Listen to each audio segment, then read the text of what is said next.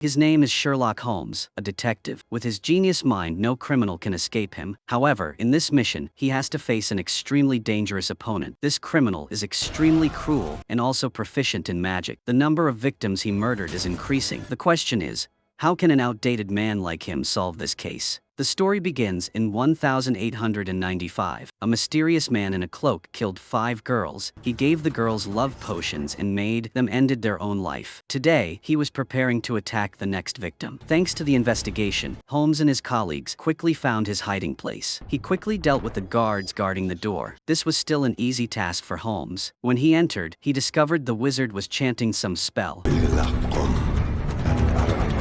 Surrounding him were many hooded bodyguards. While Holmes was calculating a plan to rescue the girl, he was suddenly attacked by an assassin. Fortunately, Dr. Watson arrived in time. Watson was Holmes's trusted companion in every case. The two of them worked together to kill the assassin, then quickly moved downstairs. With just a few moves, they defeated all the henchmen. At this moment, the girl who had been affected by the dark magic began to convulse. Then she grabbed a knife with the intention of ending her own life. At that moment, Holmes stopped her in time. The magician's spell was broken. He turned out to be a count named Blackwood. Immediately afterwards, the police arrived and arrested him. The girl was taken to the hospital. Another feat was accomplished by Sherlock Holmes. 3 months later, at house number 221B in London, perhaps because he was too idle, Holmes began studying science. He was trying to make a silencer for his gun, and even went to boxing matches for fun. However, no one could defeat Holmes. Others won by strength, but Holmes won by intelligence. That was completely worthy of the title of superhero who saved the world. All the audience was attracted by Sherlock Holmes' victory. Meanwhile, the imprisoned Count Blackwood asked to see Holmes before he was executed. Not long after, Holmes arrived at the prison. Strangely, Blackwood did not show any fear like those who were about to die. He even appeared confident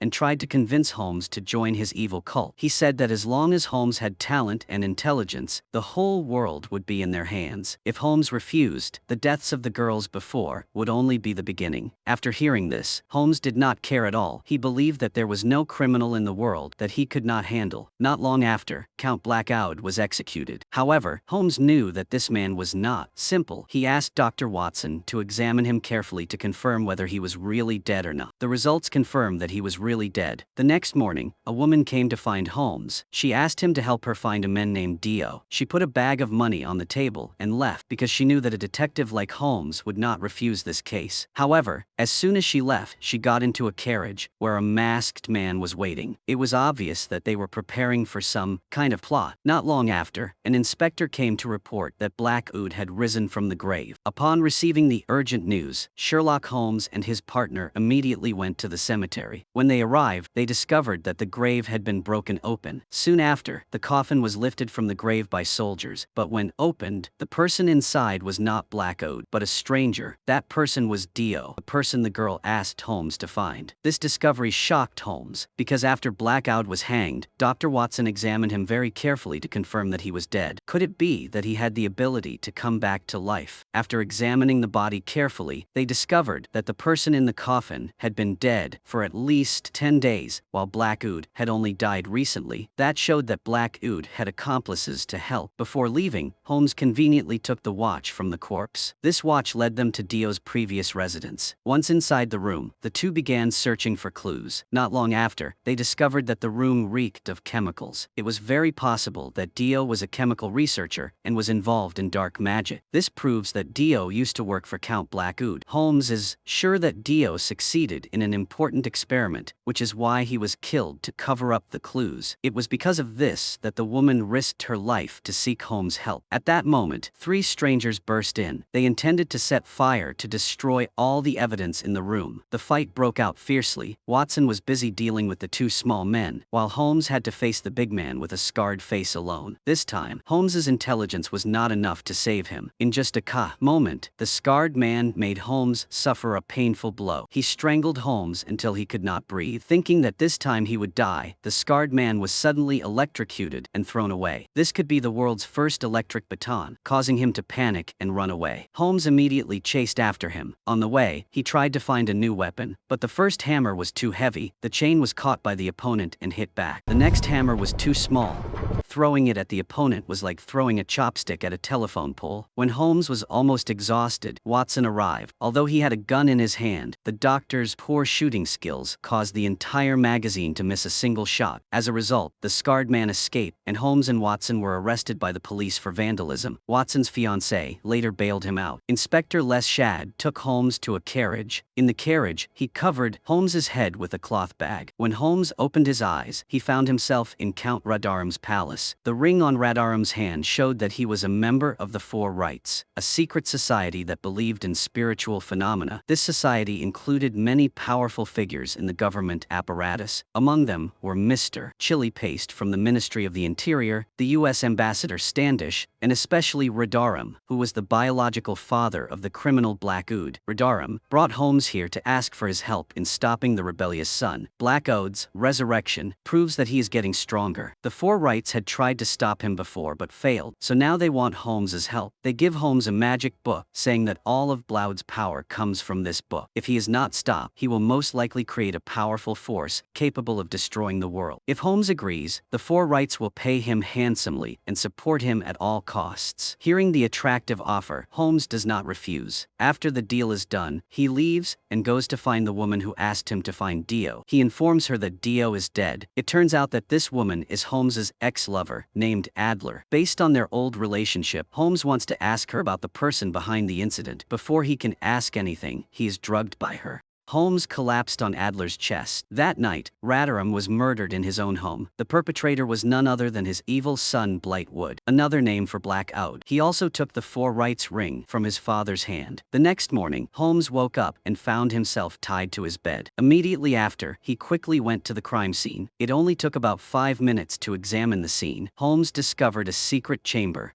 Inside the chamber were a series of strange magical tools. Holmes carefully collected all the suspicious objects and put them in his bag for later investigation. Immediately after his father's death, Blackwood, also known as Blackwood, began to take action to take control of the Four Rights Council. He used dark magic with the ambition of creating a new world according to his will. When a member tried to draw a gun to protest him, Blackwood immediately used evil magic to burn that person on the spot. From that moment on, no one dared to stand up against him. At this time, Holmes and Watson were urgently investigating. Based on the clues, they went to a factory located by the river. It was a company that specialized in recycling spoiled pork for canning. While the two were arguing about whether the meat was imported from China, they suddenly heard an echo. When they listened carefully, they discovered that it was Blackwood's voice. He declared that tomorrow morning, human life would end. As soon as he finished speaking, he suddenly appeared from the crack, startling the two detectives. They emptied a magazine, but did not see Blackwood. Instead, they saw Adler being burned. After a while of struggling, they succeeded in rescuing Adler. Fortunately, not a single hair was lost. When they got outside, they saw Blackwood escaping on a boat. Watson immediately chased after him, but unfortunately stepped on a trap, causing a huge explosion. Watson was engulfed in flames. Fortunately, Watson survived thanks to timely help from the people around him. Later, a policeman came to help Holmes escape. He said that Mr. Chili Paste had issued a citywide arrest warrant for Holmes. In this situation, Adler wanted to escape. However, the mysterious man had been waiting for her on the train. He threatened that if she did not find the results of Dio's experiment, he would kill Sherlock Holmes. Hearing this, Adler had to return. She cooperated with Holmes and Watson to investigate the case. The three quickly joined hands and began to piece together the clues. According to Holmes's deduction, the 5 murdered girls represented the 5-pointed star. The 3 people who were killed after being resurrected represented 2 intersecting lines, forming a magical symbol. The scientist was found dead in England. Tedorum was killed at his home in Ox. The U.S. ambassador was burned alive by Blackwood at Eagle. From these facts, Holmes concluded that Blackwood's next move would be Elon, where the Parliament was located. At this moment, Inspector Les Shade arrived. Holmes immediately hid Watson and Adler in a secret room and gave them an escape map. Les Shade then broke down the door and arrested Holmes. They took him to the Ministry of the Interior to meet Chili Paste. There, Holmes realized that Chili Paste was Blackwood's henchman. When he was exposed, Chili Paste decided to kill Holmes. However, However, Holmes had already guessed his intentions. He used his foot to cover the mouth of the fireplace chimney. When chili paste was about to fire, the room was filled with smoke, making it impossible for him to see his target clearly. With no other choice, he opened the window to let the smoke out. Taking advantage of that moment, Holmes was able to untie his handcuffs. After a series of flexible movements, he jumped out the window and plunged into the river. Watson and Adler, following the directions on the map, arrived in time to help Holmes escape. When Holmes saw Chili Paste's muddy shoes and smelled the stench on his body, he was sure that Chili Paste had just come up from some secret place not long ago. With little time left, Holmes's group immediately went to that area to investigate. When they entered, they discovered a strange machine. The place reeked of cyanide gas, proving that the machine could be used to spread a toxic chemical. Right above that area was the Parliament building. Here, Chili Paste had gathered many members of the government apparatus. He had people lock all the doors. Blackwood also stepped out, preparing to speak to the entire Parliament. He declared that he would establish a new world order, where only those with the highest qualities were allowed to exist and obey him. In his hand was the controller of the machine that spreads the toxic gas. With just one push of a button, the entire room would be filled with poison gas in a few seconds. This would be the most horrific massacre ever. However, Holmes had already predicted his intentions. According to the plan, as long as the 2 poison gas cylinders were removed from the machine, Blackwood's entire plan would be destroyed. Just as Holmes's group was about to act, the scarred man appeared and attacked. Holmes and Watson were tasked with confronting him, while Adler was tasked with removing the 2 poison gas cylinders. Adler quickly carried out the task and ran away with the 2 poison gas cylinders, rendering the machine inoperable. Up here, Blackwood still did not understand why the poison gas had not been released. He suspected someone was tampering with it, so he immediately retreated to check. Down below, Watson continued to hold back the scarred man, while Holmes chased Adler to retrieve the 2 poison cylinders. The chase took place all the way to London's Tower Bridge. When the escape route was over, Adler revealed his true face. It turned out she was just using Holmes to get her hands on 2 cylinders of poison gas. If she handed them over to the mysterious man, she would be free. But suddenly, Blackwood had caught up. He snatched the 2 bottles of poison from Adler's hand and pushed her down below. Now, only Holmes and Blackwood were left in hand-to-hand combat. With a few basic moves of a former superhero, Holmes quickly subdued the Count. He exposed all of his plots and scams. In fact, there was no magic or demons. It was all tricks and setups. His father's death was due to poisoned bathwater. The U.S. ambassador died because his gun was filled with alcohol and replaced with paper bullets, causing it to catch fire when fired. His fake hanging was thanks to bribing the police and wearing a shirt with a hanger inside. As soon as Holmes exposed everything, the crane above collapsed, snapping the chain and causing Blackwood to be hanged for the second time. This time, no protective vest could save him. Fortunately, Adler did not die, but fell onto the plank below. Here, she revealed the name of the person behind everything, Moriarty, a professor with intelligence no less than Holmes. This opened up a new and dangerous opponent for Holmes in the future. In the final scene of the film, an inspector came to Holmes and said that Blackwood's poison gas machine had disappeared without a trace. At this point, Holmes realized that what Moriarty really wanted was not the poison gas but the machine. He immediately informed Dr. Watson that the case would be reinvestigated. A sequel promises to be extremely attractive and dramatic. The film ends here. Goodbye, and see you again in the next movie.